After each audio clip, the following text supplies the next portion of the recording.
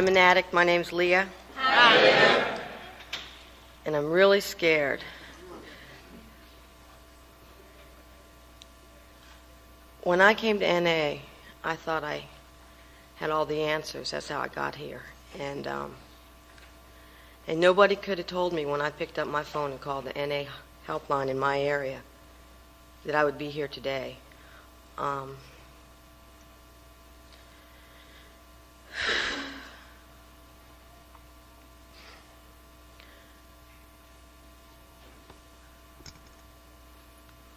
All my life, I could never accept myself.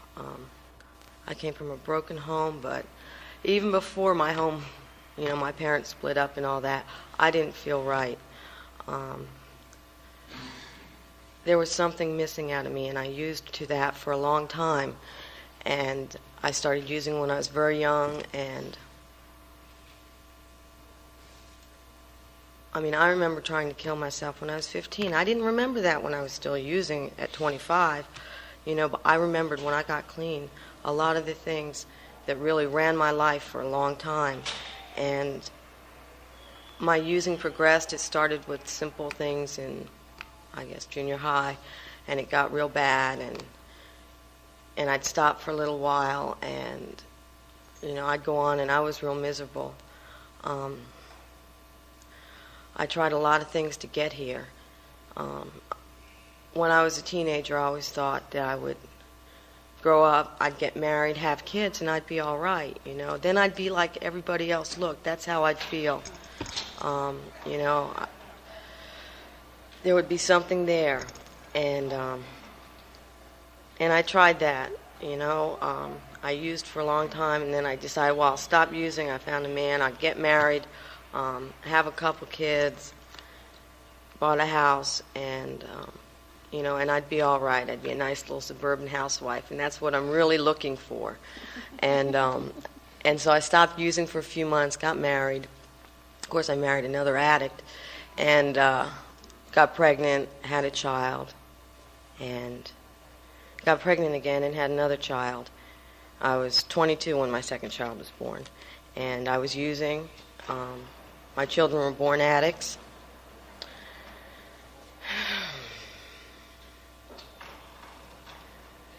And I had to learn, when I was married, I lived in this Commonwealth of Virginia, and it's very difficult there. Their social services are rough, and I would stop using once in a while. I'd go on this government treatment program, so-called treatment program, and I'd go there every day, and I could stop for a little while, what I considered using, because I had real definite ideas of what drugs were and what drugs weren't. It was okay if I did this, but it wasn't okay if I did that. And when I got here, I learned it was all the same. I used them all for the same reason, because I couldn't stand being in my own skin. And so I had these two kids, and my life was a wreck. I felt miserable. I loved my kids. They were going to save me. And I don't talk about this a lot at home. I guess I did my first year, but I haven't lately.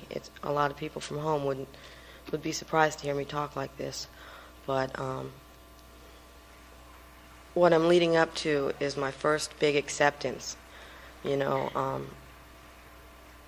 my daughter was 2.5 and my son was born, they came and took my kids away from me. And right there, the guilt, because then they tried for a long time, and to take them away or to try to help me, get into counseling, go do this, go do that, and I wasn't willing. What I had to do was have them taken from me. And what I did then is the disease was still there. It told me, okay, look, you don't have your kids now. You can really use, you're worthless, you're no good, and you'll never be any good. So just go do it. And I went and I did it, and I ran real hard, and I ran real low, and I ran for a long time. And I damn near killed myself. I don't know how many times I woke up in an alley from an OD, and nobody could have told me I was committing suicide on a daily basis. I wouldn't have believed you. So finally, I'd gone to this treatment program for several years that the government ran. I still used while I was on it, but what I did was I finally said, okay, I'm going to stop. I can't do it. They told me about NA. I wasn't willing to go. I got off their little program and I continued using. And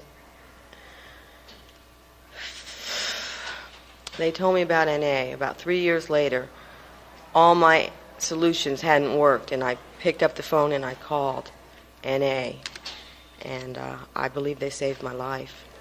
I don't feel it necessary to go anywhere else. I know NA works. I feel at home here. This is where I belong. I get the unity of one addict helping another right here in Narcotics Anonymous. But I came in and that guilt was eating me up. And, automatically I want to fix everything that I've ever done while I used. I want to make it better and I want it to go away. And I struggled for a little while. I was thinking, okay, well, I could go back and fight with the courts and get my kids back. I had to think about it a lot. And somewhere, through a higher power, he told me that I had to accept responsibility for my disease. I lost my children through my active addiction, that disease that ran my life. And was I really ready to take responsibility for something that I couldn't handle, taking 2 kids back who hadn't been with me in several years, and screwing them up and screwing myself up. I'm an addict and I want to fix things. I want things to be all right. And what I've learned is it doesn't work that way. And one of my first big acceptances, accepting the things I cannot change. I cannot change my active addiction. What I am responsible for is my recovery. And, it was real hard. And I forget sometimes just how hard some of those things that I've gone through have been. They're not something I sit and dwell on a daily basis anymore.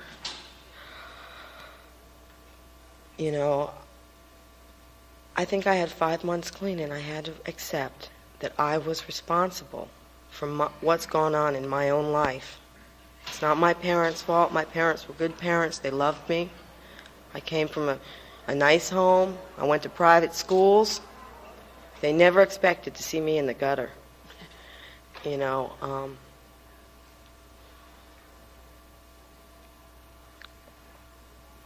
Learning about acceptance. That was real hard. Accepting me for me. And it's gotten a lot better. I'm not nearly so uncomfortable in my own skin. Being clean means everything to me. I do what I can. I had no life before I got here, and I'm in service. I use this prayer a lot in service, I don't know if anybody can relate to that, but, I see a lot of people get disillusioned with service. They go and they see little arguments and these things, and they get disillusioned. They say, I didn't get clean to go through this. And I wonder how many arguments people in my area went through to start a helpline, a functioning helpline that gets addicts to meetings. I consider our traditions very important. They mean a lot to me, because they mean that I can only go so far, because I've got real guidelines to stay inside. But I'm probably getting off of me, so. So one of the first things I learned was that I had to accept responsibility for my disease and do the best I can. And the best thing I can do for my kids is what I'm doing for myself.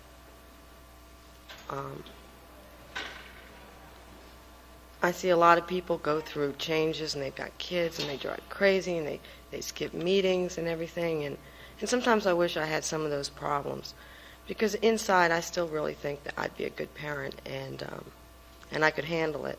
I probably couldn't, or God would place it in my life. I believe, I do have a higher power, and that He's been working in my life. I can see it, because my life today is something I could never have imagined. I have a lot of people in my life. I know a lot of people in this room, and coming to a world convention is really nice, because you get to see a lot of people from all over that you meet at the different regional conventions. And conventions have been a big part of my recovery. I was taken to one when I was going through this, maybe 5 or 6 months clean, and that was, at that point I was still struggling. I still didn't really feel like I was home. I hadn't made that surrender and that commitment, to save my life in Narcotics Anonymous. And I went to a small convention in, I think, Norfolk, Virginia, and it made, at that point I made a surrender and I made a commitment, and I totally encourage conventions at home, and I'm always pumping them, because you start feeling like you're a part of a large thing. It's real easy at home to feel like NA is only happening right here, but when you're traveling around and you hear that same message wherever you go, there's a power greater than ourselves working throughout the world. And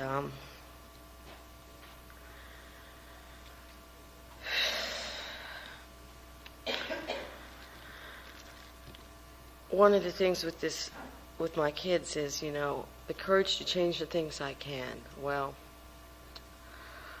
I sort of like to look at the Serenity version and the we version, the things we can, because me on my own can do nothing. You people and a God of my own understanding can really do for me what I couldn't do for myself. And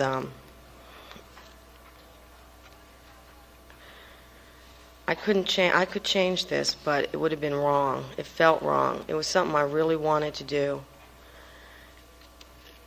And at that point, I think I really prayed for that guidance. Please tell me where to go with this, because I had no idea.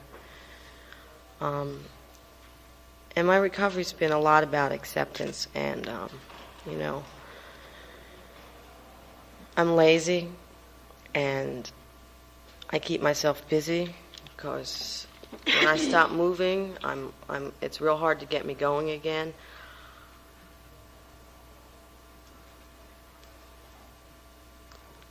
One thing I really like about this prayer, I don't like talking on this topic, but I do like the prayer. The wisdom to know the difference. That's real hard, because we can talk about, let God's will be done, and then go out and do it for Him, and wonder why things don't work out. I've done it. I know we can do this. I can do this, and I have, and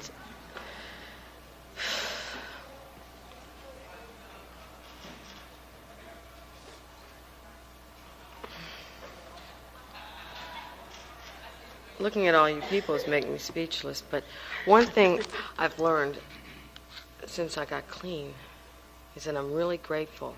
I don't have any business being here, and gratitude is something that stays in my life. I don't lose it too often. I'm grateful I can be of service. When I used, I cared about me. I cared about nobody else. I didn't really care about myself either, not in the sense I do today. I cared about getting what I wanted.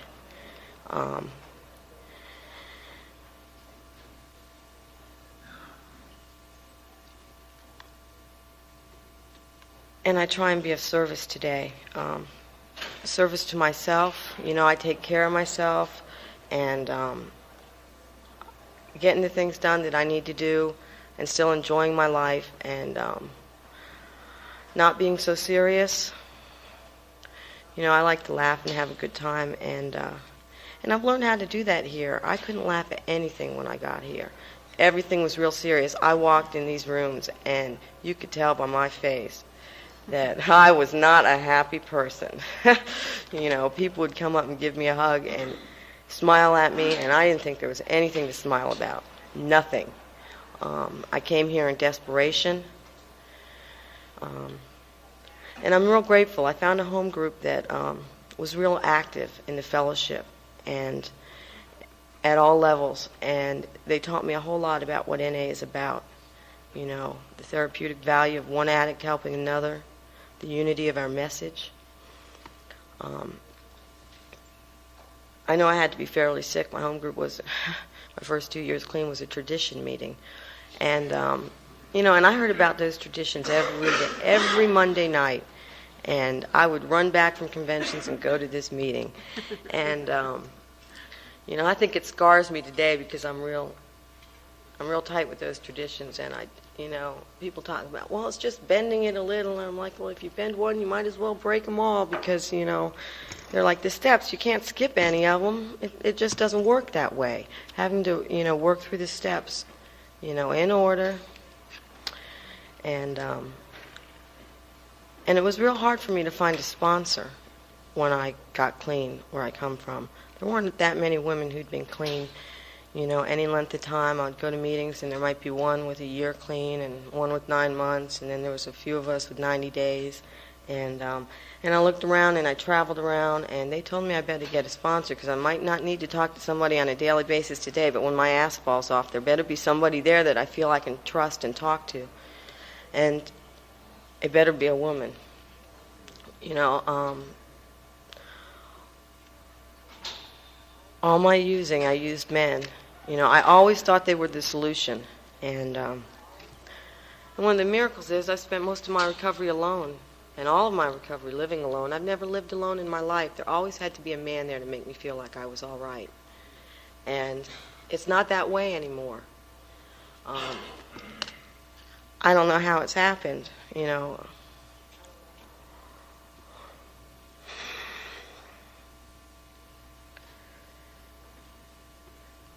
So I got a sponsor, and I had to learn about some of the steps. And I didn't like those steps because they told me I had to do some work, and I had to do some work on myself. To not worry about what other people were doing, but how was I doing, and how was I feeling. And I learned a little bit about the disease of addiction, and that it's not what I used or how much I used. And I learned to focus on the disease of addiction and not get confused with a lot of outside issues, you know.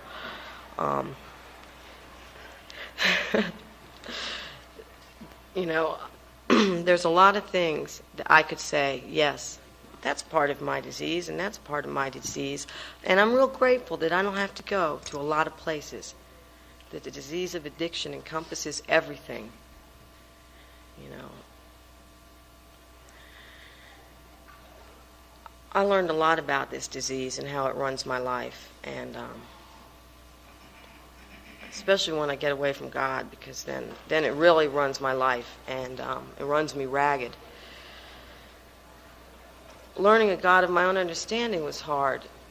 My mother was brought up as a strict Catholic, and as a result, she pretty much divorced the religion, and you know, and she would talk bad about it, and she never went anywhere else, so I never learned anything about it, but all I'd ever heard about it was bad. And I still don't believe, you know, in a specific religion. I come here, and I feel the spiritual energy in these rooms, and it's enough for me.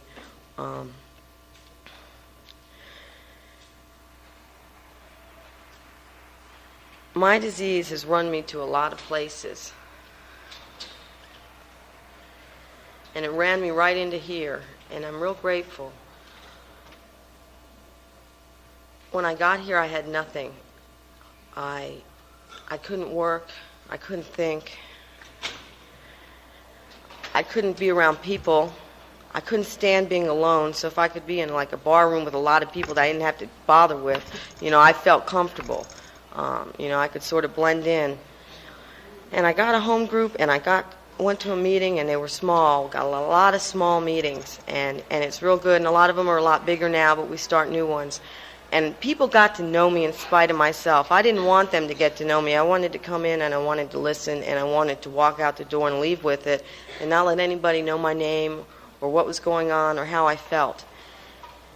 And I learned that it wasn't going to work that way because that stuff that I was keeping inside was eating away at me. And I don't have that today. What happened is they made me chairperson of that meeting, and I had to go out and I had to find speakers with an NA message, strictly, and bring them back, or I'd be crucified. And I went to a lot of meetings, and I had to listen to a lot of people. I couldn't ask somebody to come to that meeting without knowing what they were going to say, or I could be in big trouble. And I learned how to be a responsible, trusted servant, responsible to the group. And what it did is it got me out and it got me to meet a lot of people that I might not have met in Central Maryland and other parts of the city. We've got a very large fellowship in a very small area, and it's real easy to not know people. You can go to, 10 meetings a week and meet 5% of the fellowship. And I had to go out and look because we got tired of listening to each other. So I had to go out other places and look for people. And I got to know people. And it helped me a lot to find a sponsor. The first sponsor I had lived across the river. And I would listen to her in meetings. And I tried talking to her. And I got her number. And I would call her once a week. And I never really felt a connection. I know a lot of long-distance sponsorship will work. At the time, as a newcomer, I needed to have somebody close by that I saw at least once or twice a week and who knew where I was at and what was going on, because just calling somebody up cold and trying to explain something as I see it just wasn't working. So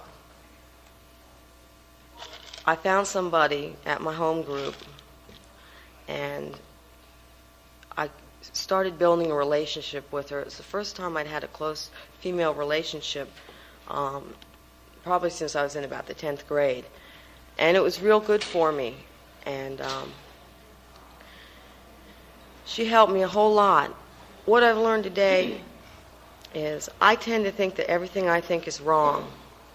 And I have a sponsor today who tells me that my opinions, I learn in here, and a lot of them are more valid today than they were when I got here. And for a long time I tried to keep my opinions to myself, and they were, I wanted to come out with them, and I was like, no, my opinion doesn't matter. Well, now I've gone back to where I was in the beginning, and I know my opinion matters because I learned it here, and I learned from you all that I can stay clean today, and that's a miracle. And when I do that for a few days, it's a energy in these rooms that kept me coming back, and it's the steps that's probably kept me clean. I didn't get into the steps right away. When I finally did, it was hard being restored to something that I never thought I'd had, and trying to learn about that, and trying to get a contact with something outside of myself. There wasn't a man that I couldn't see and that I didn't really believe existed. Was real hard. I still waver sometimes in my faith. But when the shit hits the fan, I hit my knees, and it's there for me.